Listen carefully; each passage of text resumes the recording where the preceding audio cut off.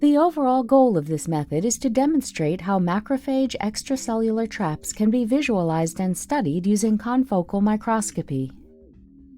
This method can help answer key questions in the inflammation field, such as responses to infection and other immune stimuli.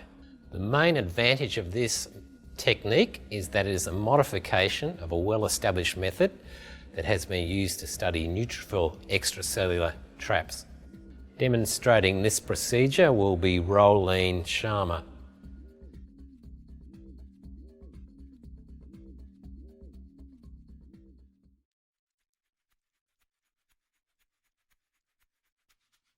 After obtaining lung macrophages from humans and mice by bronchoalveolar lavage, or BAL, according to the text protocol, use trypan blue and a hemocytometer to perform a viable cell count on the BAL solution.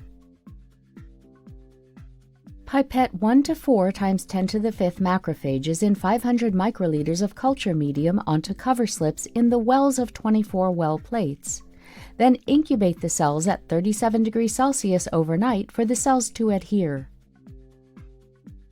Remove the culture medium and use PBS to wash the cells once.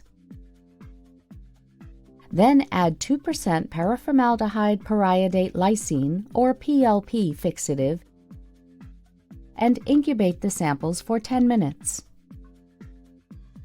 After using PBS to briefly wash the cells, add 0.2% tween 20 in PBS and incubate the cells for 20 minutes.